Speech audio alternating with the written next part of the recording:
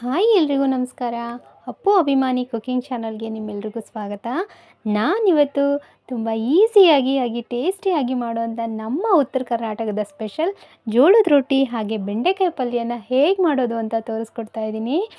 ಅದಕ್ಕೆ ನಾನು ಬೆಂಡೆಕಾಯಿನ ಅರ್ಧ ಕೆಜಿ ಬೆಂಡೆಕಾಯಿ ತೊಗೊಂಡಿದ್ದೀನಿ. ಅದನ್ನು ಚೆನ್ನಾಗಿ ವಾಶ್ ಮಾಡಿ ಚಿಕ್ಕದಾಗಿ ಕಟ್ ಮಾಡಿ ಇಟ್ಕೊಂಡಿದ್ದೀನಿ. ಅದನ್ನು ಇವಾಗ ಒಂದು ಕಬ್ಬಿಣದ ಹಂಚಿಟ್ಕೊಂಡಿದ್ದೀನಿ. ನಾನು ಕಬ್ಬಿಣದ ಹಂಚಿಟ್ಕೊಂಡು ಅದನ್ನು ಬೆಂಡೆಕಾಯಿ ಹಾಕ್ಕೊಂಡಿದ್ದೀನಿ. ಅದಕ್ಕೆ 2 ಟೇಬಲ್ ಸ್ಪೂನ್ ಆಗೋಷ್ಟು ಆಯಿಲ್ ಹಾಕ್ಕೊಂಡು ಹುರಿತಾ ಇದ್ದೀನಿ.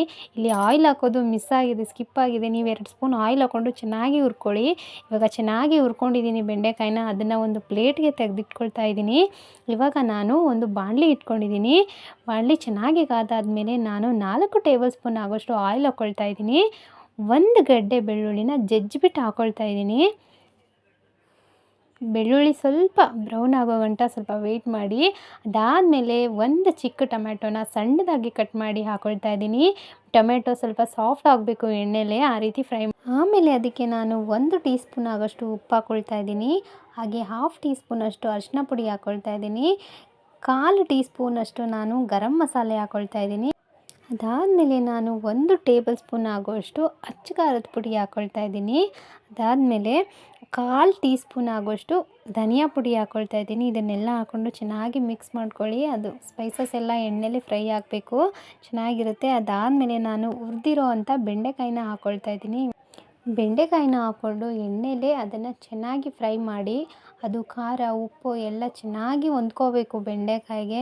ನೀರೆಲ್ಲ ಹಾಕೋಕೆ ಹೋಗಬೇಡಿ. ನಾನಿವಾಗ ಬೆಂಡೆಕಾಯಿ ಫ್ರೈ ಥರ ಮಾಡ್ತಾಯಿದ್ದೀನಿ, ನೀರೇನು ಯೂಸ್ ಮಾಡ್ತಾಯಿಲ್ಲ. ಅದೇ ನೀರು ಬಿಟ್ಕೊಳ್ಳುತ್ತೆ. ನಿಮಗೆ ಬೇಕಿದ್ದರೆ ನೀವು ನೀರು ಹಾಕ್ಕೊಳ್ಳಿ. ನೀರು ಹಾಕ್ಕೊಂಡ್ರೆ ಗೊಜ್ಜು ಥರ ಆಗಿಬಿಡುತ್ತೆ, ಹಾಗಾಗಿ ನಾನು ಹಾಕ್ಕೊಂಡಿಲ್ಲ. ನಾನಿವಾಗ ಲಿಡ್ ಕ್ಲೋಸ್ ಮಾಡಿ ಬೇಯಿಸ್ಕೊಂಡಿದ್ದೀನಿ.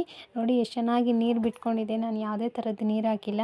ಚೆನ್ನಾಗಿ ಫ್ರೈ ಮಾಡ್ಕೊಂಡಿದ್ದಾದಮೇಲೆ ಇಲ್ಲಿ ನಾನು ಒಂದು 3 ಟೇಬಲ್ ಸ್ಪೂನ್ ಆಗೋಷ್ಟು ಶೇಂಗಾನ ಹುರಿದ್ಬಿಟ್ಟು ಪುಡಿ ಮಾಡಿ ಇಟ್ಕೊಂಡಿದ್ದೀನಿ. ಇವಾಗ ಆ ಪುಡಿನ ಹಾಕ್ಕೊಂಡಿದ್ದೀನಿ. ಹಾಗೆ ಅದ್ರ ಮೇಲೆ ಕೊತ್ತಂಬರಿ ಸೊಪ್ಪು ಹಾಕ್ಕೊಳ್ತಾ ಇದ್ದೀನಿ. ಇದೆರಡನ್ನೂ ಹಾಕಿ ಒಂದು ಒಳ್ಳೆ ಮಿಕ್ಸ್ ಕೊಡಿ, ಚೆನ್ನಾಗಿ ಇರುತ್ತೆ.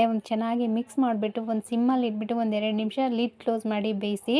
ಇವಾಗ ತುಂಬ ಈಸಿಯಾಗಿ ಹಾಗೆ ಟೇಸ್ಟಿಯಾಗಿ ಆಗುವಂಥ ಉತ್ತರ ಕರ್ನಾಟಕದ ಕಡೆ ಮಾಡೋ ಶೈಲಿಯಲ್ಲಿ ನಮ್ಮ ಬೆಂಡೆಕಾಯಿ ರೆಡಿಯಾಗಿದೆ. ನೋಡಿದ್ರಲ್ಲ, ಯಾರಾದರೂ ನನ್ನ ಚಾನಲ್ನ ಫಸ್ಟ್ ಟೈಮ್ ನೋಡ್ತಾ ಇದ್ದರೆ ಪ್ಲೀಸ್ ನನ್ನ ಚಾನಲನ್ನು ಸಬ್ಸ್ಕ್ರೈಬ್ ಮಾಡಿ. ಹಾಗೆ ಪಕ್ಕದಲ್ಲಿ ಇರುವಂಥ ಬೆಲ್ ಐಕನನ್ನು ಕ್ಲಿಕ್ ಮಾಡೋದ್ರಿಂದ ನಾನು ಯಾವುದೇ ವಿಡಿಯೋ ಹಾಕಿದ್ರೂ ನಿಮಗೆ ತಕ್ಷಣ ನೋಟಿಫಿಕೇಷನ್ ಬರುತ್ತೆ. ಹಾಗೆ ಈ ವಿಡಿಯೋ ನೋಡಿದ್ದಕ್ಕಾಗಿ ತುಂಬ ಹೃದಯದ ಧನ್ಯವಾದಗಳು. ಮತ್ತು ಇನ್ನೊಂದು ವಿಡಿಯೋ ಜೊತೆಗೆ ಸಿಗ್ತೀನಿ. ನಮಸ್ಕಾರ.